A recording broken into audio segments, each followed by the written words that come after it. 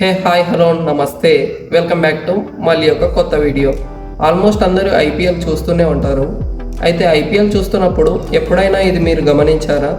Ball వెళ్ళి స్టంప్స్కి తగలగానే ball, stumps మరియు bales ఒక్కసారిగా మెరుపుల్లా మెరుస్తాయి. దీని వెనకాల ఉన్న మ్యాజిక్ ఏంటి? అండ్ మోస్ట్ ఇంట్రెస్టింగ్లీ, ఒక్క సెట్ స్టంప్స్ కాస్ట్ ఎంతో మీకు తెలుసా? ఆల్మోస్ట్ ఒక లగ్జరీ కార్ ప్రైస్ అంటే 40 lakh రూపీస్. ఎందుకు ఇంత ప్రైస్?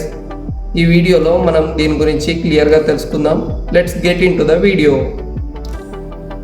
వీటిని టెక్నికల్ భాషలో జింగ్ వికెట్స్ అంటారు.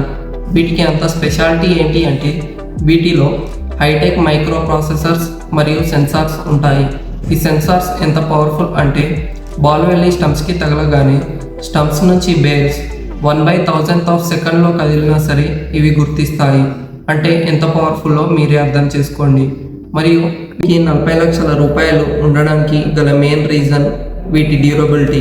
వీటిని చెక్కలతో తయారు చేయరు, వీటిని పాలీకార్బోనేట్ అనే స్పెషల్ మెటీరియల్తో తయారు చేస్తారు. ఇది ఎంత స్ట్రాంగ్ అంటే 150 km/h స్పీడ్తో వచ్చి బాల్ తగిలినా సరే ఇది అస్సలు విరిగిపోదు. పైగా దీనిలో సొంతంగా బ్యాటరీ మరియు ఎల్ఈడి లైటింగ్ సిస్టమ్ కలిగి ఉంటుంది. అందుకే ఇది ఇంత కాస్ట్లీ. ఇక్కడ మీకోసం ఒక ఇంట్రెస్టింగ్ క్వశ్చన్.